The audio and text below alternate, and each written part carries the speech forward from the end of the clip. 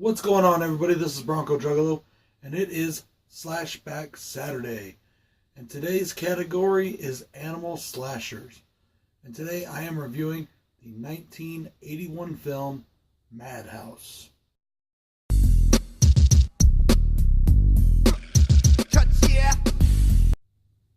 Now, before I get started, I want to give a big shout out to the HORRORman who came up with Slashback Saturday, and it's been a blast so far. I think this is week 9. And we are just having an absolute blast doing this. Now, this movie was directed by Ovidio Asinides.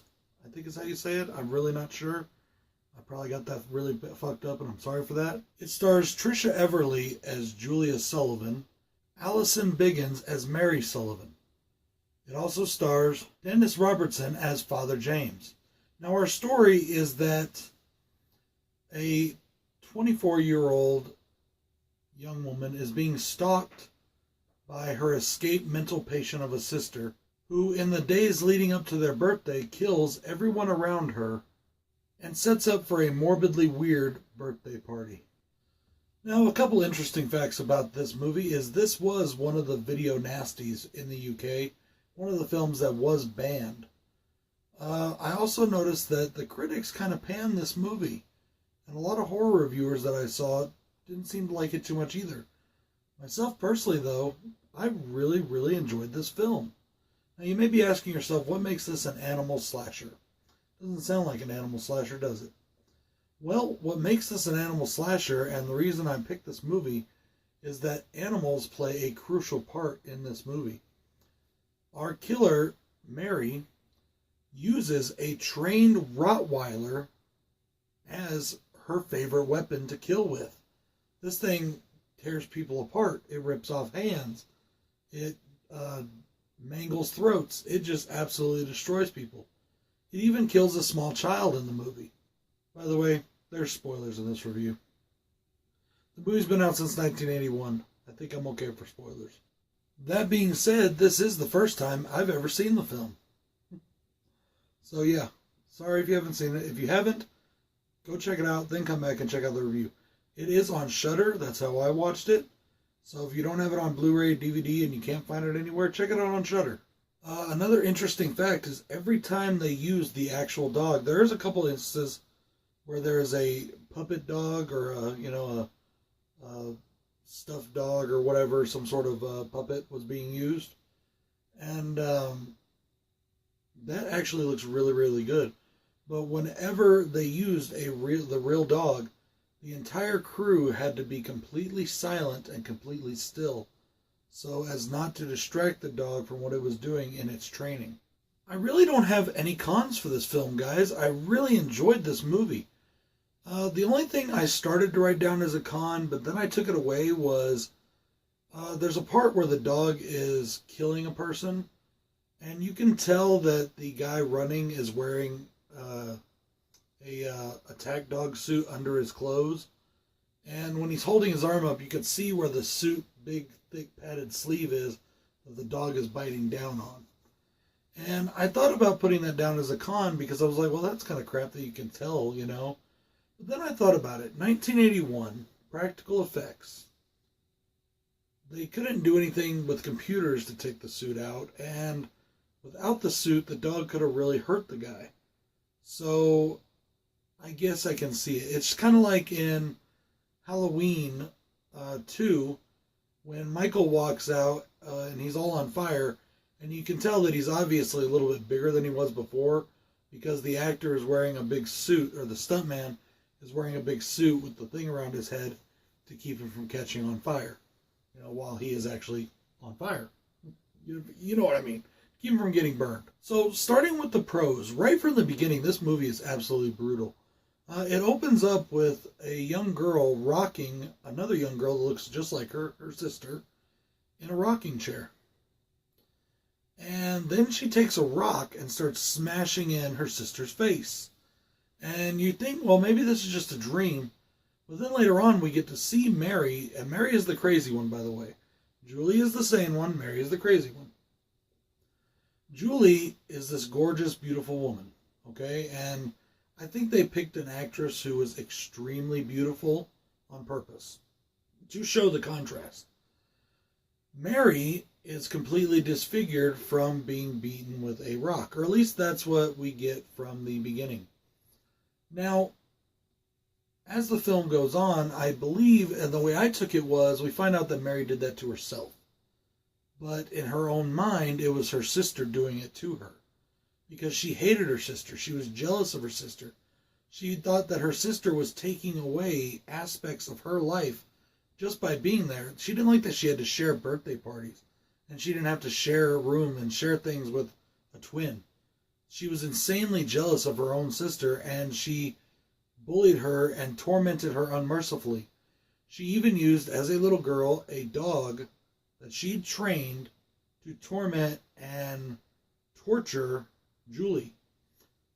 She would make the dog attack Julie. She would make it, frighten Julie. And this movie just shows a really good psychological side to these characters, and it really gives us insight into the psychotic mind that is Mary.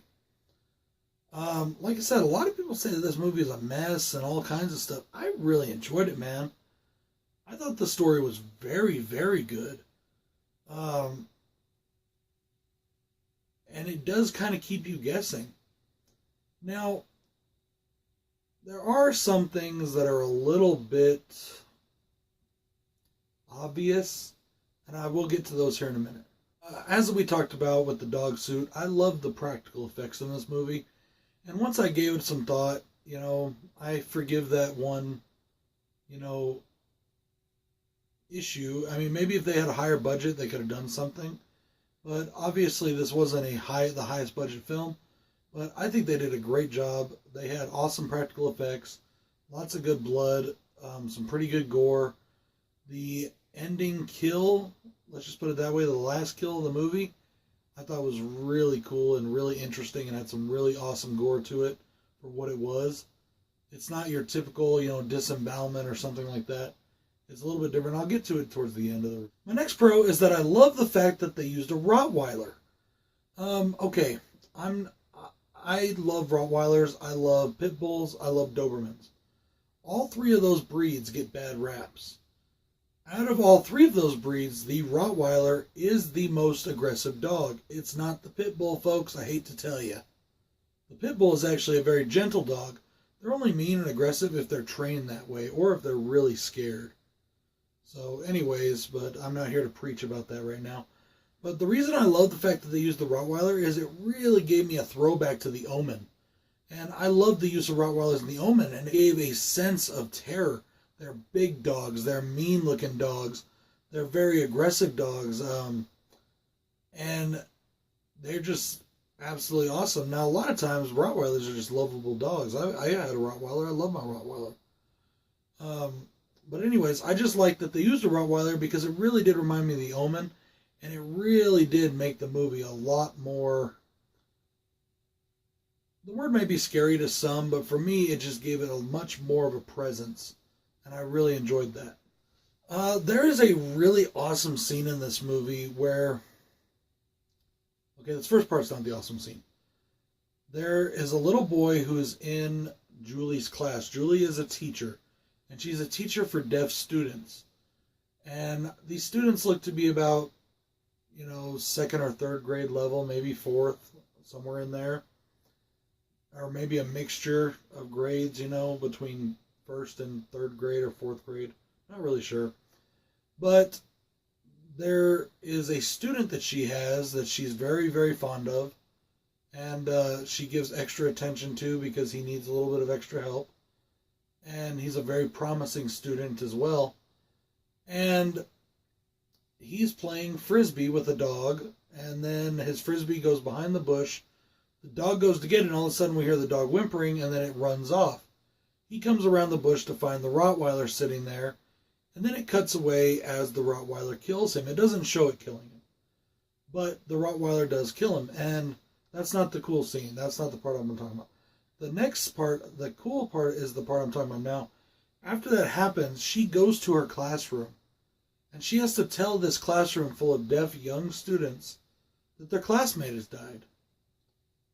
And it's a very touching and emotionally intense scene. And I really think all the kids did a really good job in it. The young actors, I think they all did really well. And I find that to be really amazing because a lot of times young actors will mess up things like that. If these kids weren't deaf in real life, they played it very well and they did an awesome job doing it. If they were deaf, I'd say that's even bigger props because they conveyed exactly what they needed to convey, and that was awesome. Awesome. Okay, one of our main characters in this movie is Father James, and Father James is the uncle to Mary and Julie. He's also one of the main people in the hospital. The hospital that Julie is being held in, the psychiatric hospital, is a Catholic-run psychiatric hospital. And he is a priest, and he is their father's brother, from what I understood. And they call him Uncle James. And this is where I said things are a little obvious. The entire time you knew something was wrong with Father James. He refused to believe anything Julie said, and he always seemed to take Mary's side on things. And so you always kind of knew there was something wrong with Father James. You didn't know exactly what it was, but you knew that something was not right there. Turns out, Father James was helping Mary kill and helped her escape all along. He is actually a second killer in this movie. And in a way, he's kind of the main killer. As far as I'm 100% sure, Mary only actually killed one person in the movie.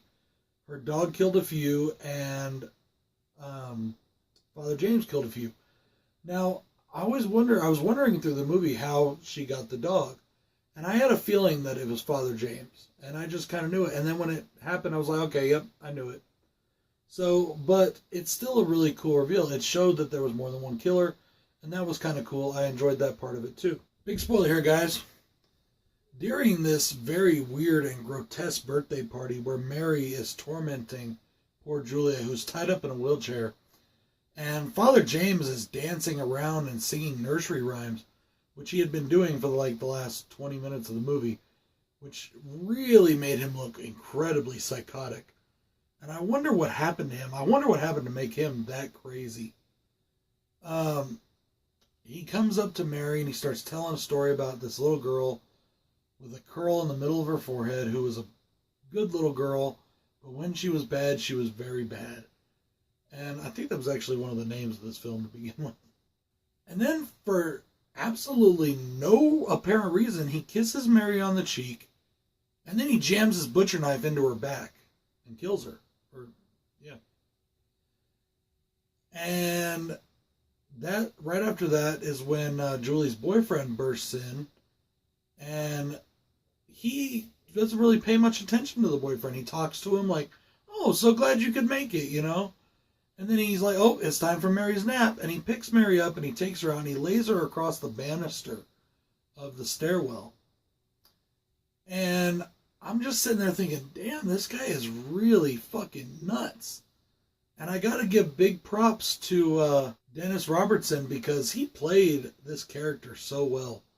Also gotta give big props to Alison Biggins because she also played psychotic really well. I don't know why, but I have this affinity for people that can play psychotic and play it well. Because it is something that I think is very hard to do. Because it's not in our nature to do that. It's not in our nature to be that way. So when you find somebody who can do it well, because I've seen lots of movies where people try to be, and it doesn't sell, you know what I mean? These guys really did it well, and I really got to salute them for that. I also really liked our main actress, Trisha Everly. She wasn't just a pretty face, she was a very good actress. She was not a scream queen, because I don't know if she ever did any more horror movies after this, but she did a really good job playing that scared, not really defenseless, but still scared shitless, totally terrified woman who, at the end of the movie, gets her revenge and comes out swinging like a badass. And I love that.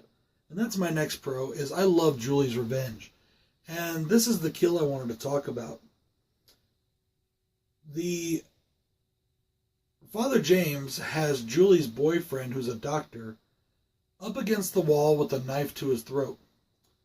Julie has worked loose the rest of her bonds that her boyfriend was starting to open up for her. She picks up the axe that her boyfriend brought in, and she comes up behind her uncle, Father James, and she just starts going to town on this dude's back with the axe. And we're looking at his back, and his shirt's getting ripped apart. His back is all bleeding and bloody, and there's blood flying and spraying everywhere. And then I'm looking at it, and you see little pieces of flesh and bone and back, just and fat and cartilage and all whatever's in there, just flying out. And I thought that was really cool and looked really, really good. And my last pro, and I know it's cliche, but I enjoyed it. And honestly, I really didn't see it coming. This movie did come out in 1981. So it was before a lot of the so-called horror tropes that we have now. Those were just being established at the time.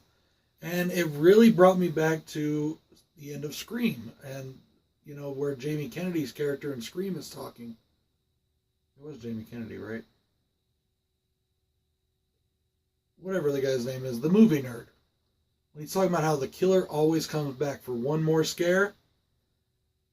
As the boyfriend and Julia are leaving, they walk past Mary on the banister. Or Julia walks back, and Mary all of a sudden just slams up and grabs Julia and throws her onto the stairs. And then Julia and her are fighting, and finally Mary just succumbs to her wounds, but not before she tells Julia, "You'll never be the same," blah, blah, blah. It was just like, and it didn't frighten me. It was a jump scare, but I really enjoyed it. I didn't see it coming. I didn't jump, but I still didn't see it coming. Even though I should have known it was coming because it's an older movie and they did that in these movies. But I really enjoyed that. I thought it was done well. So sometimes a jump scare can be a good thing if they're not overused and they're done in the right way. And this one was done in the right way. Well, guys, I cannot wait to find out what the next Slashback Saturday challenge is. I cannot wait to announce the winner of my 500 subs contest. We just did the contest video on Wednesday, and it's going to be awesome. We are going to be doing that one live probably. So stay tuned to the channel, and do me a favor, share the channel with as many people as you can. Tell them to sign up. Tell them to sub to the channel. Leave a comment in one of my videos at least. And tell them to do an entry for the contest. I know it's a video entry, but hey, it's still going to be a lot of fun. As long as you are subbed to my channel, you are eligible to enter. This is BroncoJuggalo saying thank you very much for watching, everybody. Joe, big props, bro. I'm loving this segment. It is a Saturday mainstay for me from now till we're done. And I can't wait for the next week. This is BroncoJuggalo saying peace.